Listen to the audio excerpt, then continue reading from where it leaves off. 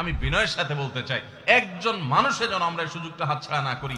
আল্লাহ তাআলা দুনিয়ার আসমানে এসে তারপরে বান্দাকে ডেকে ডেকে বলেন, আলা মিন মুবতালান, তোমাদের মধ্যে কেউ কি অসুস্থ আছো, ফাআফিয়াহু, আমি তাকে সুস্থতা দান করব।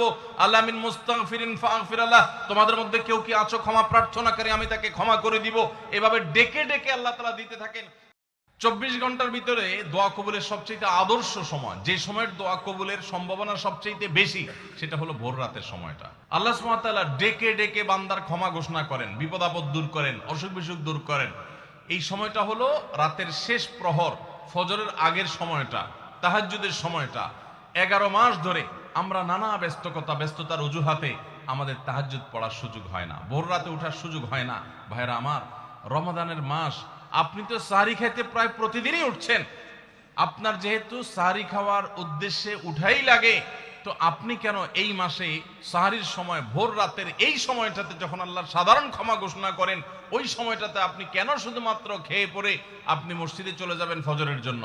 অবশ্যই আপনি সাহরি খেতে উঠলে 2-5 মিনিট সময় বের করে বিশেষভাবে আল্লাহর কাছে দোয়ায় মনোনিবেশ করবেন। আমাদের একটা বড় ভুল হলো, সাহরির এই সময়টাকে দোয়ায় আমরা মনোনিবেশ করি না। সম্ভব হলে 2 রাকাত নামাজ পড়েন, 4 রাকাত নামাজ পড়েন।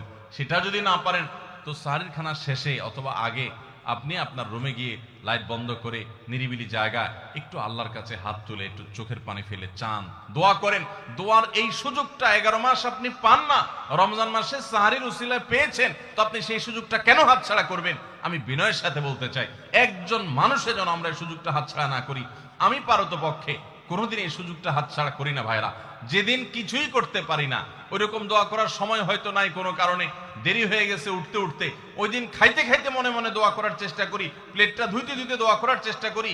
কারণ মুয়াজ্জিন ফজরের আজান যখন দেন, ওয়াক্ত যখন হয়, তার আগ মুহূর্ত পর্যন্ত আল্লাহ তাআলা দুনিয়ার আসমানে এসে তারপরে বান্দাকে ডেকে ডেকে বলেন, আলা মিন মুবতালান, তোমাদের মধ্যে কেউ কি অসুস্থ আছো, ফাআফিয়াহু, আমি তাকে সুস্থতা দান করব।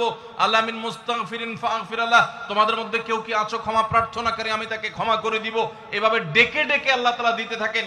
টোটাল 24 ঘন্টার মধ্যে যেই সময়টার দোয়া ফেরত দেয়া হয় না, যেই সময়টার দোয়া মিস হওয়ার সম্ভাবনা খুবই কম, আপনার দোয়ার বেসিক শর্তগুলো ঠিক থাকলে এই দোয়া কবুল হওয়ার সম্ভাবনা জোরালো, সেই সময়টা হলো ভোর রাতের সময়টা।